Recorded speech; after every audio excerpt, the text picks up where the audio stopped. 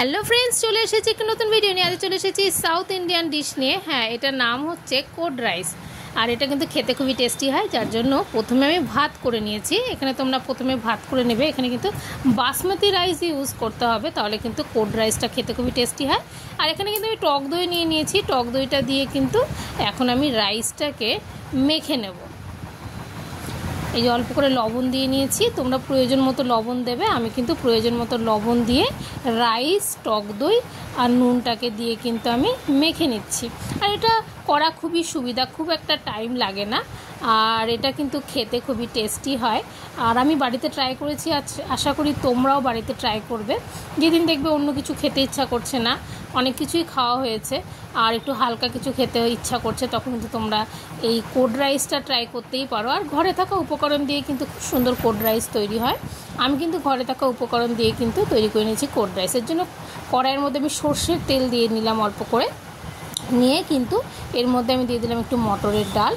আর এদিকে কিন্তু মানে সাউথ ইন্ডিয়ান ডিশে যে সমস্ত ফোড়নগুলো ইউজ হয় সেগুলো কিন্তু দিয়ে দিচ্ছি। আর দিয়ে দিলাম দুটো শুকনো লঙ্কা, আর এদিকে দিয়ে দিলাম জিরা। আর একে একে কিন্তু আমি একটু কালো সর্ষে দিয়ে দিলাম, যেটা সাউথ ইন্ডিয়ান ডিশে ইউজ হয় এই ফোড়নগুলো। তো এগুলো একে একে দিয়ে নিলাম।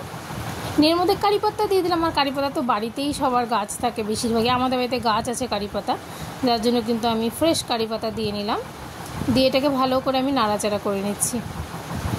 এর মধ্যে দিয়ে দিলাম কাঁচা বাদাম।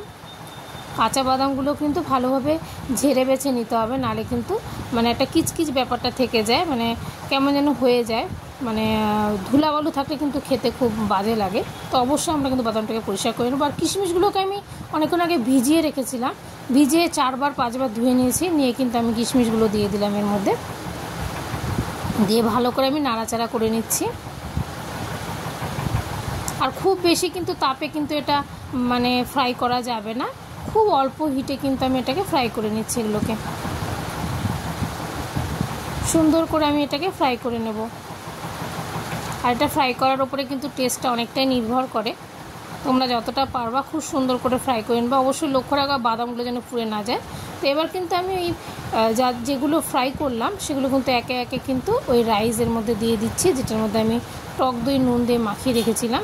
দিয়ে এই উপকরণগুলো কিন্তু আমি এখন দিয়ে দিচ্ছি, দিয়ে এটাকে সুন্দর করে মেখে নেব। এটা কিন্তু করতে খুবই অল্প টাইম লাগে আর খেতে খুবই টেস্টি লাগে।